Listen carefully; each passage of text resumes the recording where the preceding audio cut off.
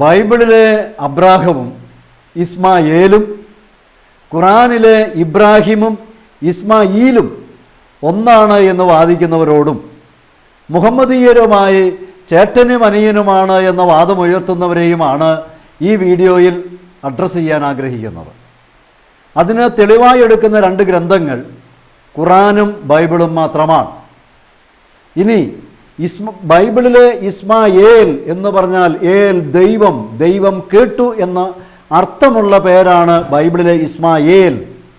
എന്നാൽ ഖുറാനിലെ ഇസ്മായീൽ അതിൻ്റെ അർത്ഥം എന്താണെന്ന് ഇന്ന് വരെ ആരും ഒരു വ്യക്തതയും നൽകിയതായി കാണപ്പെടുന്നില്ല എന്നുള്ള കാര്യം ആദ്യമേ തന്നെ ഇത് കേൾക്കുന്നവരുടെ മുമ്പിലേക്ക് വെക്കുകയാണ്. അതുകൊണ്ട് ഇസ്മായേൽ എന്ന് പറയുന്നത് അർത്ഥമുള്ള പേരും ഇസ്മായീൽ എന്നതിൻ്റെ അർത്ഥം എന്താണെന്നും ഇന്ന് വരെ അറിയത്തില്ല നിൽക്കുന്നു. ഇനി അബ്രാഹവും ഇസ്മായേലുമായി നമ്മൾ നോക്കുമ്പോൾ അബ്രാഹത്തെയും ഇസ്മായേലിനെയും നമ്മൾ പരിശോധിക്കുമ്പോൾ വിശുദ്ധ ബൈബിളിലെ ഉൽപ്പത്തിയുടെ പുസ്തകം 16, 17, 21, 25 അധ്യായങ്ങളിലായിട്ടാണ് ഇസ്മായേലിനെ സംബന്ധിച്ച വാഗ്ദാനവും പ്രവചന പൂർത്തീകരണവും നമ്മൾ ബൈബിളിൽ കാണുന്നത്. അപ്പോൾ ബൈബിളിൽ ഇസ്മായേൽ എന്ന് പറയുന്ന വ്യക്തിയുടെ അമ്മ ഈജിപ്തുകാരി ഹാഗാറാണ്. ഈ ഹാഗാർ 16-ാം അധ്യായത്തിൽ, ഉൽപ്പത്തിയുടെ പുസ്തകം 16-ാം അധ്യായത്തിൽ സാറായുടെ അബ്രാഹത്തിൻ്റെ വീട്ടിൽ നിന്ന് ഇറങ്ങിപ്പോവുകയാണ്. ഇറങ്ങിപ്പോകുന്ന ഹാഗാറിനെ വഴിയിൽ വെച്ച് കർത്താവിൻ്റെ ദൂതൻ കാണുകയും ആ ദൂതൻ ഹാഗാറിനോട് പറയുകയാണ്, ഇസ്മായേലിൻ്റെ അമ്മയായ ഹാഗാറിനോട് പറയുകയാണ്, നീ തിരിച്ചു പോയി സാറായിക്ക്, നിൻ്റെ യജമാനത്തിക്ക് വിധേയപ്പെട്ട് താമസിക്കണം. നിൻ്റെ ഉദരത്തിലുള്ളത് ഒരു ആൺകുട്ടിയാണ്, ഞാൻ അവനെ അനുഗ്രഹിക്കും. അപ്പം 16-ാം അധ്യായത്തിൽ ദൂതനുമായി കൂടിക്കാണുന്ന ഹാഗാർ അവൾ ഇറങ്ങിപ്പോകുന്ന വീട്ടിലേക്ക് അബ്രാഹത്തിൻ്റെ സാറായിയുടെ യജമാനത്തിയുടെ അടുത്തേക്ക് തിരിച്ചു പോകുന്നുവെന്നാണ് ബൈബിൾ പഠിപ്പിക്കുന്നത്. തുടർന്ന് 21-ാം അധ്യായത്തിൽ 2-ാം പ്രാവശ്യവും ഹാഗാർ ഇറങ്ങിപ്പോകുന്നുണ്ട് അബ്രാഹത്തിൻ്റെ വീട്ടിൽ നിന്ന്. ഇപ്രാവശ്യം ഹാഗാർ തിരിച്ചു വരുന്നില്ല. ഹാഗാറിൻ്റെ കൂടെ തൻ്റെ മകനുമുണ്ട്, ഇസ്മായേലുമുണ്ട്. അങ്ങനെ ഇസ്മായേലിനെയും കൂട്ടി ഹാഗാർ 21-ാം അധ്യായത്തിൽ അബ്രാഹത്തിൻ്റെ വീട്ടിൽ നിന്ന് ഇറങ്ങിപ്പോകുന്നു. ആ ഇറങ്ങിപ്പോകുന്ന ഹാഗാർ 21-ാം അധ്യായത്തിൽ കൃത്യമായും 21-ാമത്തെ തിരുവചനം വിശുദ്ധ ബൈബിൾ അവിടെ പറയുന്നു, ഇസ്മായേലും ഹാഗാറും പാരാൻ മരുഭൂമിയിൽ പാർക്കുകയും അവൾ തൻ്റെ പുത്രന് ഈജിപ്തിൽ നിന്ന്, ഇസ്മായേലിന് ഈജിപ്തിൽ നിന്ന് ഒരു ഭാര്യയെ കണ്ടെത്തിയെന്നുമാണ്. അപ്പോൾ ഒരു കാര്യം വ്യക്തമാവുകയാണ്, ഹാഗാർ താമസിച്ചിരുന്നത് പാരാൻ മരുഭൂമി എന്ന് പറയുന്ന സ്ഥലം ഈജിപ്തിൽ നിന്ന് വളരെ ദൂരെയല്ലായിരുന്നു. അത് തിരുവചനത്തിൽ നിന്നൊന്ന് വായിക്കാം. അവൻ പാരാനിലെ മരുഭൂമിയിൽ പാർത്തു, അവൻ്റെ അമ്മ ഈജിപ്തിൽ നിന്ന് അവന് ഭാര്യയെ തിരഞ്ഞെടുത്തു. അപ്പം പാരാൻ മരുഭൂമി എന്ന് പറയുന്നത് ഇന്നത്തെ ഈജിപ്തും ജോർദാനും ഒക്കെ അടങ്ങുന്ന പ്രദേശമായിരുന്നു അന്ന്. അപ്പം അവിടെ ഈജിപ്തിൻ്റെ അടുത്ത പ്രദേശത്താണ് ആര് താമസിക്കുന്നത്? ഇസ്മായേലും അമ്മയായ ഹാഗാറും. അതിൻ്റെ കാരണം എന്താണ്? ഹാഗാർ ഈജിപ്തിൽ നിന്നുള്ള വ്യക്തിയായിരുന്നു. അപ്പോൾ ഇതാണ് ബൈബിളിൽ പറയുന്നതനുസരിച്ച് ഇസ്മായേൽ എവിടെയാണ് താമസിച്ചതെന്ന് ബൈബിൾ വ്യക്തമായി പഠിപ്പിക്കുന്നു.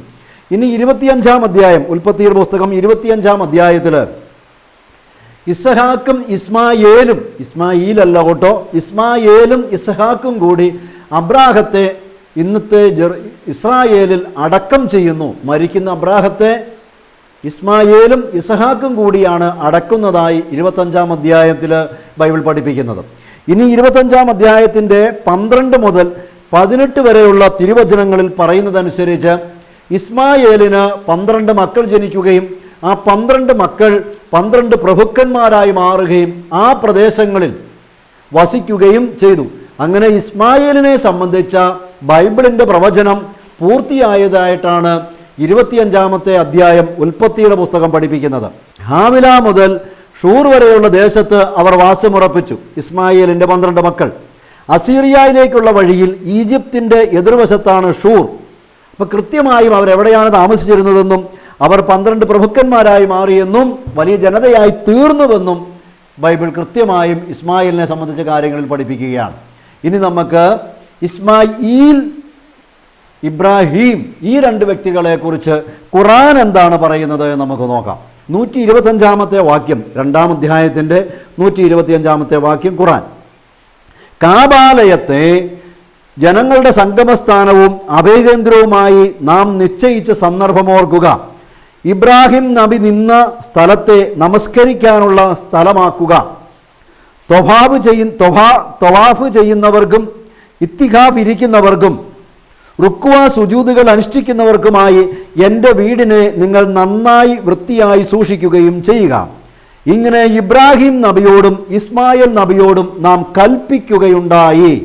ഇപ്പോൾ ഖുർആൻ 2-ാം അധ്യായത്തിൻ്റെ 124 അനുസരിച്ച് വളരെ കൃത്യമായും ഈ കാബാലയം പണിയുവാനും അത് വൃത്തിയായി സൂക്ഷിക്കുവാനും ഇവിടെ വലം വെക്കുവാൻ, കറുത്ത കല്ലിന് വലം വെക്കുവാനും സുജൂദ് ചെയ്യുവാൻ, കുമ്പിടുവാനും ഒക്കെയായി ഇസ്മായീലിനെയും ഇബ്രാഹിമിനെയും അള്ളാഹു നിയമിക്കുന്നുവെന്ന് വളരെ വ്യക്തമായി ഖുർആൻ പഠിപ്പിക്കുന്നു. ബൈബിളിലെ അബ്രാഹത്തിനും ഇസ്മായേലിനും അങ്ങനെ ഒരു ജോലിയും ചെയ്തതായിട്ട് നമ്മൾ കാണുന്നില്ല. അപ്പോൾ ഒരേ വ്യക്തികളാണെങ്കിൽ ഇത്തരം വൈരുദ്ധ്യം ഒരിക്കലും ഉണ്ടാവുകയില്ല. അപ്പോൾ പിന്നെ ഇത് എങ്ങനെ സംഭവിച്ചു? അതുകൊണ്ടാണ് എം അക്ബർ സാഹിബിനെ പോലെയുള്ളവർ ബൈബിൾ തിരുത്തിയതാണെന്ന് പറയാൻ കാരണം, ഇത്തരം കാര്യങ്ങൾ പരിശോധിച്ച് നോക്കുമ്പോൾ ഖുർആൻ ചരിത്രവുമായി ചേർന്ന് പോകുന്നില്ല എന്നും പുരാവസ്തു ഗവേഷകരുടെ കണ്ടെത്തലുകൾ ഈ പറയുന്ന വാദങ്ങൾക്കെതിരാണ് എന്നും അറിയാവുന്നതുകൊണ്ട് എം അക്ബറിനെ പോലെയുള്ള സാഖിർ നായിക്കിനെ പോലെയുള്ള ഇസ്ലാമിക നേതാക്കൾ ബൈബിൾ തിരുത്തിയതാണ് എന്ന് പറയുന്ന തന്ത്രം ഉപയോഗിക്കുന്നത്. ഇനി ഇവിടെ ഈ കാബാലയം പണിയുന്ന ഇബ്രാഹിമിനെയും ഇസ്മായിലിനെയും കുറിച്ച് കൂടുതൽ പറയുന്നുണ്ട്. കാബാലയത്തിൻ്റെ അടിത്തറ ഇബ്രാഹിം നബിയും ഇസ്മായിൽ നബിയും കെട്ടിയുയർത്തിയ സന്ദർഭം ഓർക്കുക.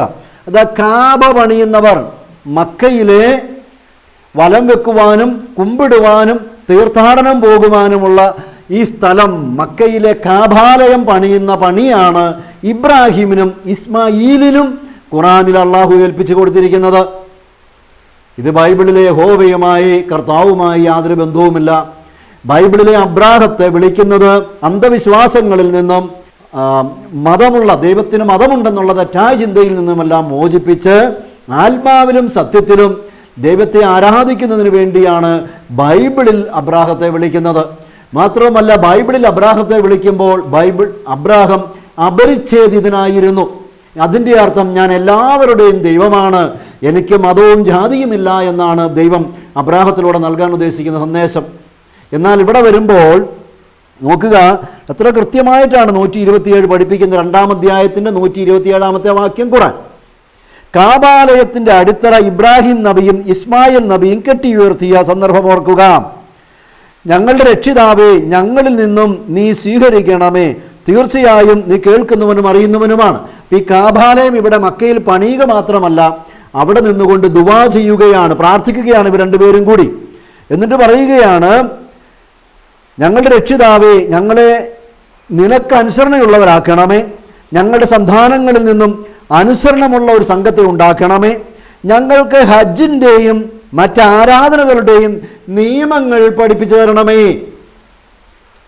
ഇത്തരം അനുഷ്ഠാന തലത്തിലേക്കല്ല അബ്രാഹം വിളിക്കപ്പെടുന്നത്. ഇവിടെ ഇബ്രാഹിമും ഇസ്മായിലും അനുഷ്ഠാന തലങ്ങളിലേക്ക് ആണ് വിളിക്കപ്പെടുന്നത്. തൻ്റെ മതത്തിൽപ്പെട്ടവരും പെടാത്തവരും, സുജൂദ് ചെയ്യുന്നവരും ചെയ്യാത്തവരും, വലം വെക്കുന്നവരും വലം വെക്കാത്തവരും, തീർത്ഥാടനം പോകാൻ ആഗ്രഹിക്കുകയും പോവുകയും ചെയ്യുന്നവരും പോകാത്തവരും, ഇങ്ങനെ വേർതിരിവുള്ള ഒരു പ്രത്യേകതയിലേക്കാണ് ഇബ്രാഹിമും ഇസ്മായിലും വിളിക്കപ്പെട്ടത് എന്ന് ഒരുവിധ സംശയത്തിനും ഇടമില്ലാത്ത വിധമാണ് ഖുർആൻ പഠിപ്പിക്കുന്നത്.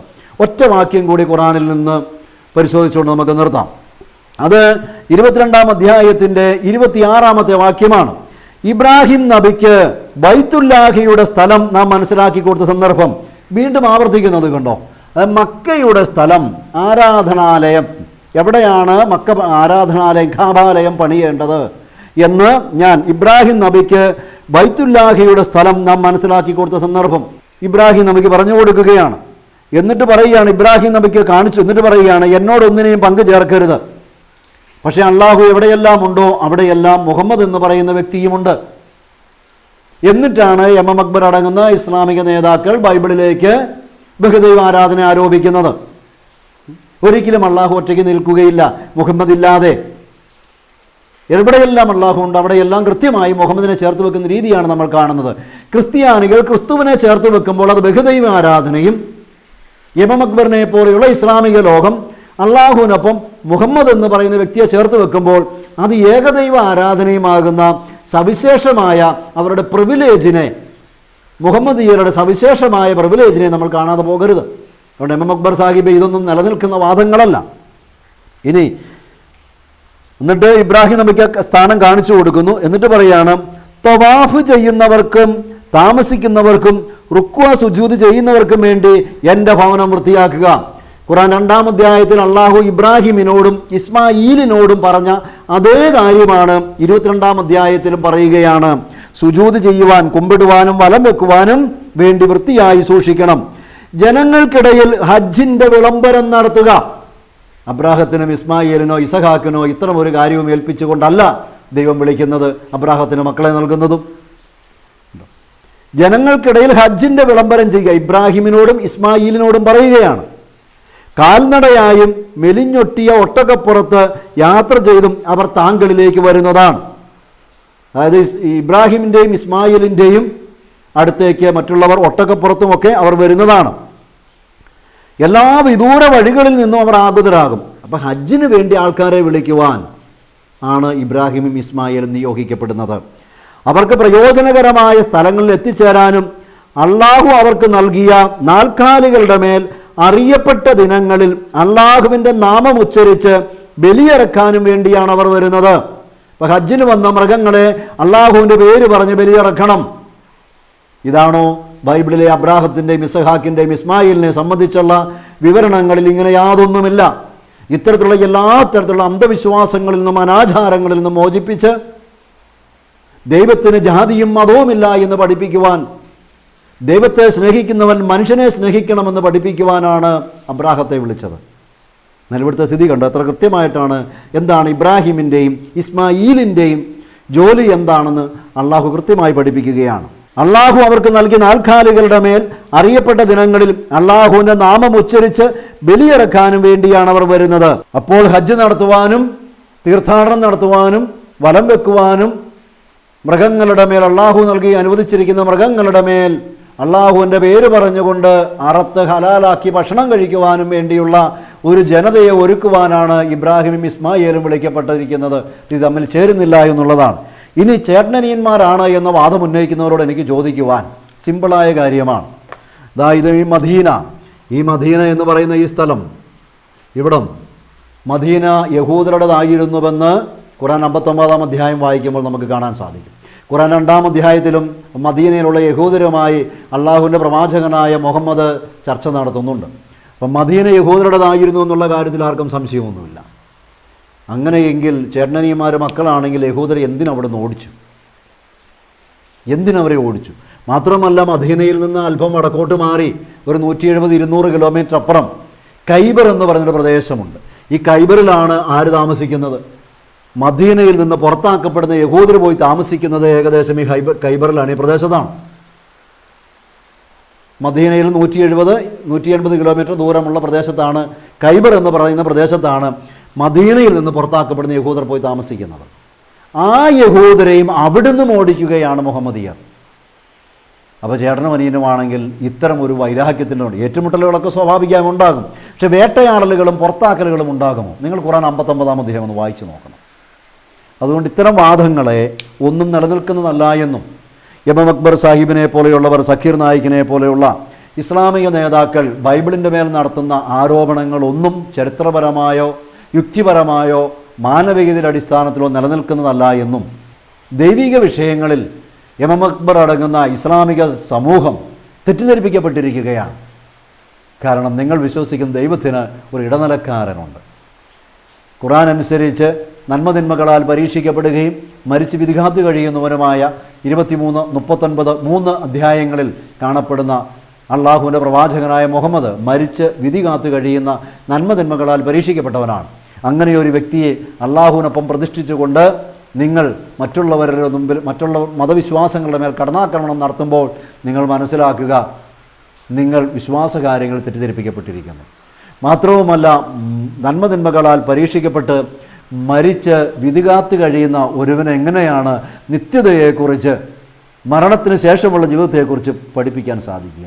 അത് മരിച്ചുദ്ധാനം ചെയ്ത് തിരിച്ചു വന്ന് ഇന്നും ജീവിച്ചിരിക്കുന്നവനായ ക്രിസ്തുവിൻ്റെ പ്രബോധനമാണ് നിത്യതയെ സംബന്ധിച്ച, മരണത്തെ സംബന്ധിച്ച, മരണത്തിന് ശേഷമുള്ള ജീവിതത്തെ സംബന്ധിച്ച് ഏറ്റവും ആധികാരികം. കാരണം ക്രിസ്തു ചരിത്രത്തെ രണ്ടായി കീറി മുറിക്കുക മാത്രമല്ല ചെയ്തത്, ഇന്നും ജീവിക്കുന്നവനായി തന്നെ സ്നേഹിക്കുന്നവർക്ക്, തൻ്റെ നാമത്തിൽ വിശ്വസിക്കുന്നവർക്ക് പരിശുദ്ധാത്മാവിനെ നൽകിക്കൊണ്ട് വരദാനങ്ങളിലൂടെ സഹോദരങ്ങളിൽ ദൈവത്തെ കാണുവാൻ ക്രിസ്തു ഇന്നും തന്നെ വിശ്വസിക്കുന്നവരെ സഹായിക്കുന്നുണ്ട്. അതുകൊണ്ട് മരണത്തെ അതിജീവിച്ച നിത്യം ജീവിക്കുന്ന ക്രിസ്തുവാണ് നിത്യതയെക്കുറിച്ച് പറയേണ്ടത്. മരിച്ച് നന്മതിന്മകളാൽ പരീക്ഷിക്കപ്പെട്ട് മരിച്ച് വിധി കാത്തു കഴിയുന്ന വ്യക്തിയല്ല എന്ന് ഈ ഇസ്ലാമിക ലോകത്തെ സ്നേഹത്തോടെ ഓർമ്മിപ്പിക്കുകയാണ്.